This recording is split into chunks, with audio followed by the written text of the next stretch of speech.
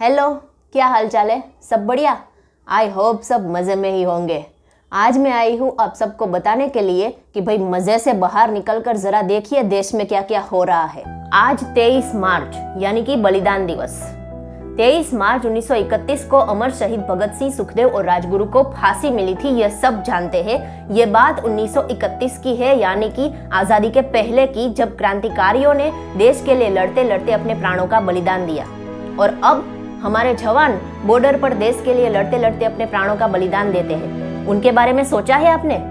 ये बात उनके बारे में नहीं सोचते हैं उसके लिए है, बाकी सोचने वालों को सलाम है। उनके परिवार वालों के बारे में सोचा है आपने?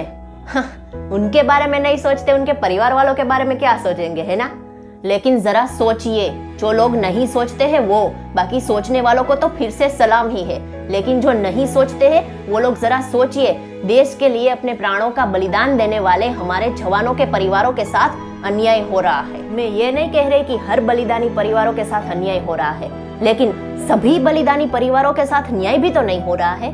कुछ बलिदानी परिवार अपने सपूत को खोकर देश के पास छोटी सी उम्मीद रख रहा है जो पूरी नहीं हो रही है।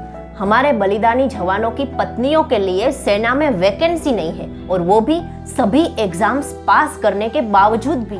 देश के लिए अपना सब कुछ बलिदान करने वाले हमारे जवानों की पत्नियां सेना में नौकरी पाने के लिए डिफेंस सर्विसेज से लेकर स्टाफ सिलेक्शन बोर्ड की एग्जाम्स पास करती है। इसके बावजूद भी कई पत्नियों को नौकरी नहीं दी जाती। उन्हें यह कहा जाता है कि अभी वैकेंसी नहीं है, बल्कि संसदीय समिति का तो ये कहना है कि सेना में अधिकारी कक्षा पर कई पोस्ट खाली है। अगर हमारे जवान की पत्नी ग्रेजुएट हो और उनकी उम्र 35 साल से कम हो तो उन्हें सेना में भर्ती के लिए ऑफर किया जाता है। तो अगर वैकेंसी नहीं है तो हमारे बलिदानी जवानों की पत्नियों को एग्जाम्स देने की ऑफर ही क्यों की जा रही है? उन्हें ऑफर मिली तभी उन्होंने एग्जाम्स दी, उसे पास भी किया, और बदले में उन्हें जवाब क्या मिलता है कि अभी वैकेंसी नहीं है। तो अगर वैकेंसी नहीं है तो फिर ऑफर ही क्यों की जा रही है? भाई ये ना भूले कि हमारे बलिदानी जवानों की पत्नियां जिंदगी की अग्नि परीक्षा में से गुजर रही है। उनके साथ ऐसा अन्याय नहीं होना चाहिए। सभी बलिदानी जवानों की पत्नियों के साथ ये नहीं हो रहा है, लेकिन जिनके भी साथ हुआ है नहीं होना चाहिए। एक पत्नी अपने पति की शहादत को 100 दिन पूरे हो गए हैं, लेकिन अभी तक पेंशन के लिए एक के बाद एक ऑफिसों में डॉक्यूमेंट्स जमा करवाती फिर रही है। उनके पति की शहादत को 100 दिन हो गए हैं, लेकिन फिर भी उनके पेंशन का अभी तक कोई ठिकाना ही नहीं है। ये क्यों भूल जाते हैं कि जिस परिवार ने देश के खातिर अपना पिता, अपना पति, अपना बेटा, अपना भाई खोया है, उस परिवार के साथ ऐसा नहीं होना चाहिए।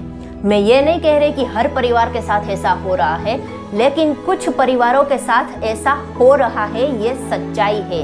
उस परिवार ने अपने बेटे को, अपने पिता को, अपने पति को, अपने भाई को देश के खातिर खुशी खुशी सौंप दिया था, और जब वही पिता, पति, बेटा, भाई शहादत को पाता है तब उसी परिवार के साथ ऐसा अन्याय क्यों हो रहा है? देश के लिए मर मिटने वालों को सलाम है, तो उनके परिवार वालों के बारे में सोचने पर कहाँ जाती है ये सलामी?